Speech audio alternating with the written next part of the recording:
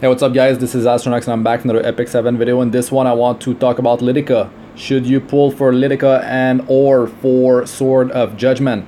I have Dust Devil open because look what it says. It says chance to attack again with a basic attack after attacking with a basic attack if the target survives. This can actually trigger from a dual attack. So let me move on now to Sword of Judgment. So it has a chance between 10 and 20% to attack again with a basic attack if the target survives a single attack. Now that means that you can trigger a basic attack if your skill 2 or skill 3 is only attacking one target. So for heroes like I mean, all the heroes that attack with a single attack and not an attack that hits multiple enemies, it will trigger it from any skill 1, 2, 3. So like Shuri, Lidica, you can use her skill 3 and it can trigger her basic attack. And yeah, other heroes like Wanderer Silk, Watcher Shuri, you could use his penetrating attack, penetrates 100% defense, and then use skill 1 if this thing triggers. I mean, it will use skill 1 automatically if the target survives.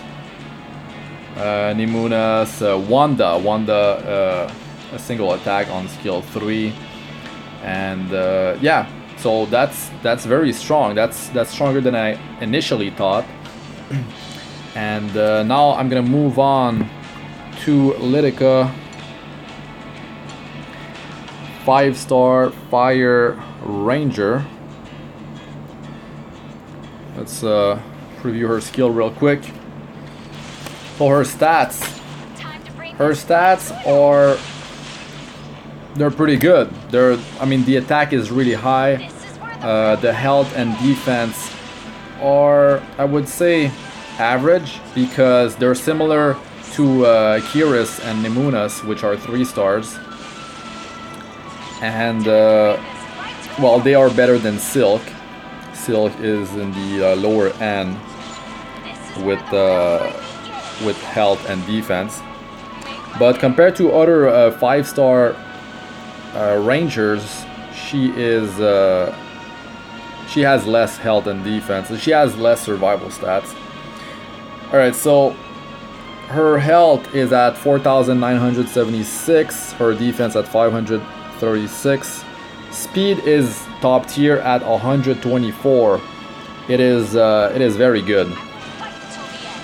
Other heroes that well, there's 2 heroes that come to mind that have higher speed than her at 128, and it's Celeste and Assassin Sid. Celeste is light, Assassin Sid is dark, and Celeste has a 50% chance to push back the enemy's combat readiness with her skill 2, so it's not 100% chance. And Assassin Sid, he can silence one target with his skill 3. Now let's talk about her multipliers real quick. She's got on skill 1 1.87x or 187%, and on skill 2 she's got 1.3x or 130%, and on skill 3 it's 2.99x or 299%. Alright, I'm gonna move on to stating some other facts about Lidica. So she's an amazing initiator.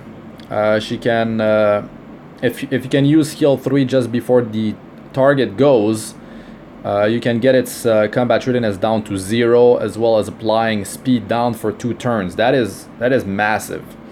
Not only in PvP but in PvE, especially, you can really control the outcome of the battle. You should build her with speed set and hit or unity set. Her skill 2 is 100% chance area attack that attacks everyone, and AoE that decreases the hit chance for 1 turn. When you decrease hit chance, they have a 50% chance to miss their attack. And when they miss, they deal 75% damage. They cannot land a crit. They cannot land any debuff. And of course, they cannot do a crushing hit. So that's very powerful. And when you use the soul burn effect, it ignores effect resistance. So with this thing, she's got a 10% chance to reduce. Reduce combat readiness by 10% if the enemy doesn't have any debuff. But if it does have a debuff, it reduces their combat readiness by 20%. That is huge. And you've got 30% damage increase after skill ups. And well, I talked about this one, and it goes up to 100% chance. And you've got 20% damage increase. But yeah, I'll talk about why she shouldn't be built as a pure damage dealer and more as a utility hero, especially in PvP. But yeah, let me talk about that in a second. So this is 5-turn cooldown, this is 3-turn, this goes down to 4, and this thing grants the caster's skill nullifier, which negates damage received from the next skill attack. I mean, if you get hit by any like one-shot mechanic skill, this will just like nullify it. It's not gonna do anything to you. And this skill nullifier buff lasts forever. It stays on her until she nullifies a skill, which is quite amazing. And this is a new buff that was added to the game. It's extremely powerful, especially if you manual like battles in PvE and you know what's coming. Yeah, you can do some crazy things with that. And not only that, like imagine the boss is just like about to go, and your Lidica just goes right just before the boss, and I mean the boss is about to use his ultimate. You use this thing, reducing its combat readiness to 0 and putting speed down for 2 turns. That's huge. And then like the boss is gonna be slowed down, and it gives you time to go again and just keep on lowering its combat readiness with Lidica, maybe paired with other heroes that do the same thing. So you can really control, you can manipulate the combat readiness very effectively. Now I want to talk about, oh yes, you can pair her. I mean, she pairs well with the Araminta. Bellona. Bellona is a really important one. Lots, Rin, and that other one is forgot her name. It's like Rima, 3-star mage. Not that important really. Anyway, so yeah, you pair them together and you get increased morale in raid or labyrinth. So I did some labyrinth camping simulation, and I paired Lidica with Bellona because I mean Bellona is extremely strong in raids. So if you do have Bellona, you should consider Lidica. Not only Lidica is a fire hero, but like Bellona is an earth hero, so you're covering 2 elements. But together they have a pretty substantial morale boost. So I did some simulations with Dian. I know some of you don't have her, but I ran them with her anyways, because that would be a group composition that I would run. So Lidica, Bellona plus Dian. Now all the other heroes I'm going to mention are as the fourth spot. So Tarnar Guard, it gives 29 morale. If you add Angelica, it's 24 morale. It's nothing crazy, but it goes up. If you run with Kisei as your 4th, that's 25 morale. Chloe as your 4th, 29 morale. If you run Akatis, it's 28 morale. If you run Tywin, it's 31 morale. Crozet is 32. Lorena is 33 morale as your 4th. And I mean, I checked so many heroes, and what I can tell you is that that group composition with so many different heroes I pretty much saw 20 morale plus between 20 and 30. What was it, 33 or 34? Yeah, 33 morale. That was like the range. There was nothing like something really bad, like which is very good. So it opens up multiple group composition, and I believe that in raid, Lidica paired with Bellona is a very solid duo. Uh, and even if you bring those two with the other group compositions, I mean, there's so many groups that I could have tested, but I mean, I don't have time to run them all. But yeah, very solid, both together, and then you add whoever you want as your third and your fourth. All right, so let's move on to I talked about multipliers, the stats, and yeah, the Sword of Judgment. It can also trigger off of a dual attack, like I said it, and it's the same as Dust Devil. It's been triggering for me quite often. So yeah, at plus 15, you're gonna have a 15% chance to trigger it. I mean, on Lidica, you don't have to run with that thing. You can definitely just go with Rosa Hargana to increase your dual attack chance and lowering the target's combat readiness even further. All right, let's talk about some weaknesses, some cons to Lidica, and then I'll talk about her some more like strengths and some pros.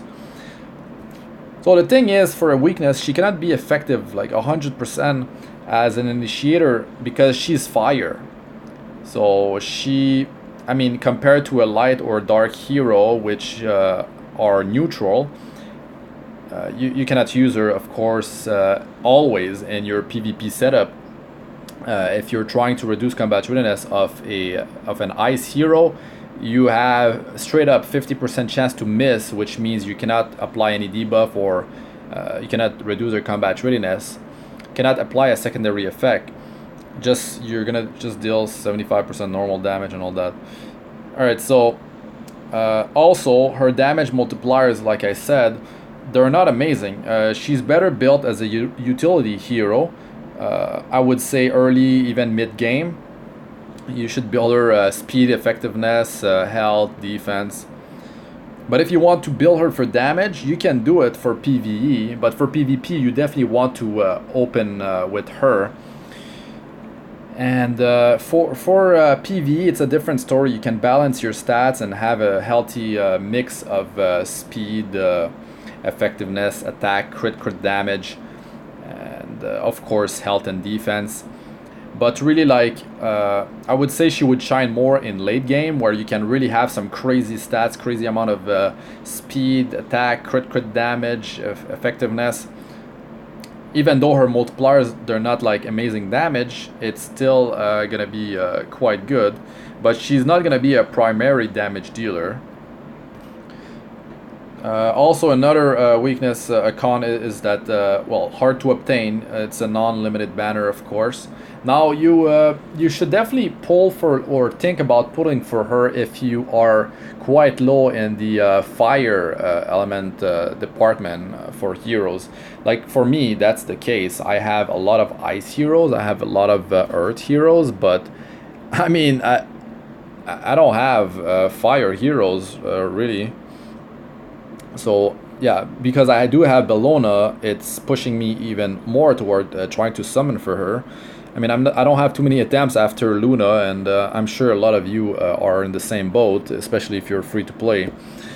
So yeah, talk about some strengths and pros. The Raid Up banner has a great artifact. That artifact is very good, so that's another plus.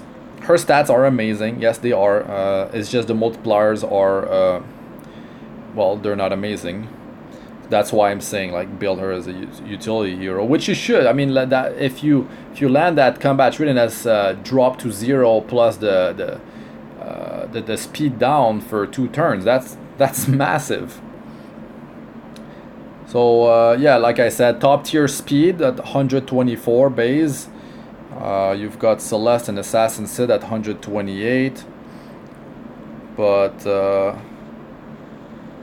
yeah, I mean, they're light and dark. Spell Nullifier, like I said, is a new and extremely powerful mechanic. So she's a top tier initiator in PvP versus non-ice heroes. She's gonna shine in Golem. Like, you could literally not let the Golem go once, and the only time the Golem is gonna attack is when it reaches the its bar to counter attack, but it's not going to be able to attack. And when the Golem attack, it's when it applies defense down, and that's when things get dangerous. If you can just control its combat readiness and speed down, it keeps on reducing combat readiness, and if you have another hero that manipulates combat readiness, you can definitely not let the Golem go once, which is huge. In Abyss, we're gonna have floors up to 90 that will be released, and I'm sure she's gonna shine there, that is for sure. Of course, in Raid, I mean, even against the trash monsters, she has an area attack that reduces combat readiness, 100% chance. That's lowering the damage output of the enemy by a lot, and if they're missing, they're not landing debuffs to that, so that's reducing their threat by a lot. Now, in Arena, of course, and Guild War, she can be very strong if you have her on high speed, and she can definitely mess up with the combat readiness of their initiator. You see, you go first, you see their Clury is about to go, boom, skill 3, Clury is not going anymore. You can I mean, the Shadow Rose, she's going, but I mean, you've got top tier base speed, so you're gonna beat that that Shadow Rose. You S3 her, and she's down to 0. Boom. Just few examples, and I mean, yeah, and that's not the only thing she's able to do. You could go against a team that is heavy on the ice hero, and if you're starting out, let's say. You could use her skill 3 on, let's say, Clury or Shadow Rose, and then let's say they have a Kisei that's going after, or they got a Luna going after. You could just have them, maybe it's your only fire hero, and they will attack Lidica, and she's gonna have spell nullifier. She's not gonna take any damage, so that's massive. I mean, turn 1 is huge in PvP, and she can reset an enemy, and then she can also have nullify the whole burst damage of an ice hero. So huge. Massive combat readiness reduction. I mean, I didn't talk about Guild War. Guild War, it's a 3v3 scenario, and I mean, you lower the combat readiness of an initiator. Like, it could be a Shuri too, it could be Shadow Rose, it could be a Clury, and then you have a really good setup. You have a really good start, and then let's say she's very high on speed, and then yeah, I mean, she's gonna go multiple times, and then you could just have her just keep on focusing someone and keep on lowering their combat readiness, or just help out with dealing damage. And yeah, massive combat readiness reduction potential.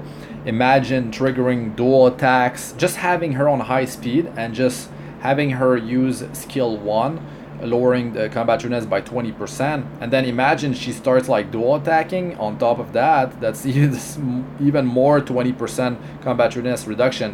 Well, you need to have a debuff applied on the enemy, but if she uses skill 3 and she applies the speed down, you've got your debuff. Like, you already have your debuff. And yeah, I mean, Rosa Hargana Unity set or Sword of Judgment can proc from any single attack skill.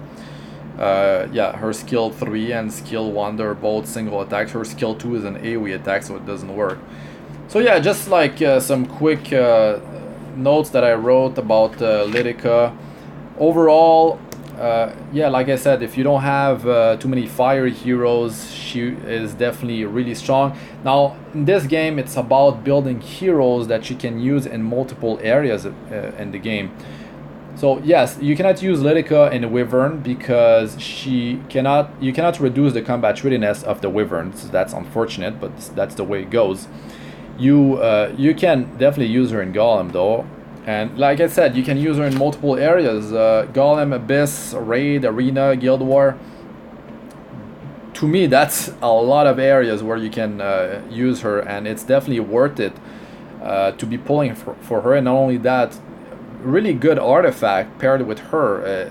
Sometimes we have a really good hero and the artifact is trash, or it's a great artifact and the hero is trash. But yeah, I mean, it's hard to obtain her. Non-limited banner, of course, there's that whole deal. Yeah, just a solid pick, a really solid pick. And like I said, if you have Bellona, definitely think about going for her. But I mean, don't break the bank, of course. You could get her from just a daily summon later on, or just while you're pulling on a non-limited banner, she might just appear, or she will be part of the Mystic summon rotation later down the line. So there's also that. If you really want her and you set yourself a limit and you didn't get her during that limit, you could just like save your Mystic summon until she appears in the pool and just grab her from there. Same thing with Sword of Judgment. I mean, it could appear in the shop here for Dust. So keep that in mind. Don't go crazy trying to get Lidica or the artifact, especially if you're free to play. I mean, you have to decide, like, what are you missing in your team. If it's a damage dealer, a fire damage dealer, like I said, you should build her as a utility hero. I mean, her the AoE damage on her skill 2 is 1.3x or 130%. I'm pretty sure it's the same as Kise's skill 2, and Kise's skill 2 penetrates defense. Well, not 100%, but 30%, something like that. Yeah, her multipliers are not amazing, but she can definitely fulfill the second damage dealer role. Oh, 60%, my bad. Yeah, it's like same multiplier too, but I mean, it applies decreased hit chance, which is huge on everyone. Like, imagine I mean, if she's very quick and you put her I mean, she's gonna survive, right? She's gonna survive in most cases until you are until she gets to her turn 2, because you've got the skill nullifier on after you use skill 3, which lasts forever until until a skill targets her, and then she's gonna survive for skill 2, and then applying decreased hit chance on the whole enemy team in PvP or in PvE. I mean, in PvP, let's say, it will mess up the enemy. Like, this just start landing some miss here and there. Their damage dealer are not critting. They're not landing debuff. They're not landing defense down. That's massive. So yeah, I mean, those are my thoughts about Lidica. I mean, take them as you wish, but I will be pulling for her. Well, I don't have much, but I mean, you never know.